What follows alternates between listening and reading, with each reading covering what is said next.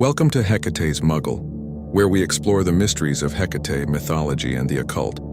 Tonight, we follow Hecate's torch into one of her oldest and most sacred roles, the Guide of Souls. Long before she was called Goddess of Witchcraft, Hekate walked the boundaries between life and death, leading the lost, the restless, and the newly dead through the shadows. In the ancient world, a psychopomp was a being who guided souls from one realm to another. Hermes, Anubis, and Hekate each held this power, but Hecate's guidance was different. She didn't simply escort souls, she illuminated the path itself.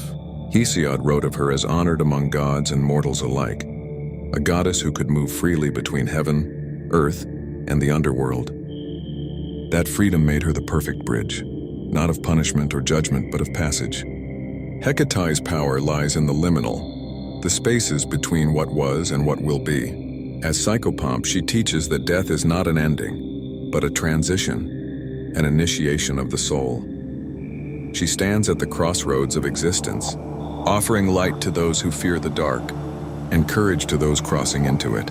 Every threshold we meet, grief, change, rebirth, carries her presence. In ancient rituals, her name was invoked at the moment of passing, when the soul began its journey beyond the veil.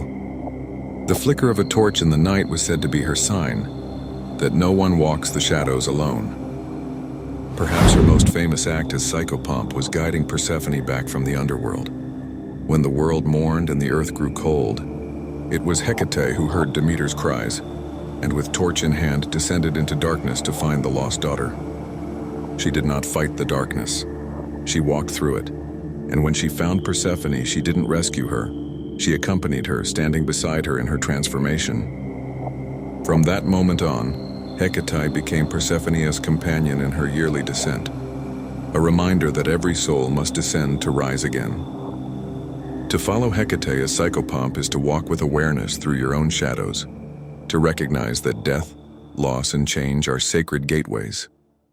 She shows us that the underworld isn't somewhere else.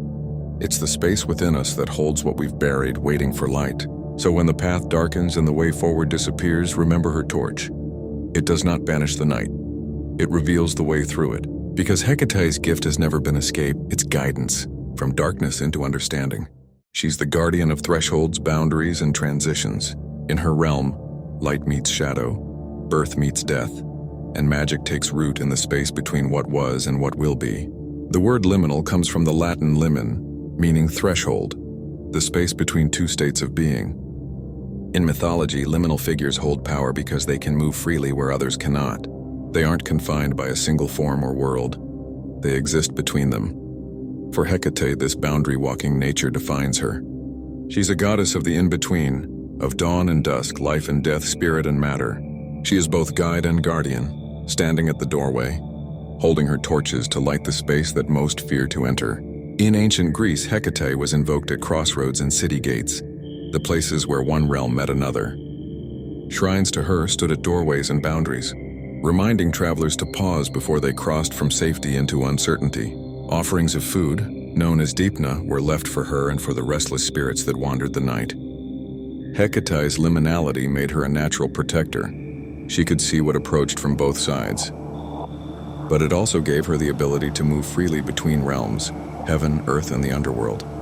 Because of this, she was honored not just as a guardian, but as a mediator between gods, spirits, and mortals. For witches, the liminal is sacred. It's the moment between inhale and exhale, between intention and manifestation. It's where transformation happens, and that is where Hekate reigns. When a witch calls upon Hekate, they're not simply invoking power.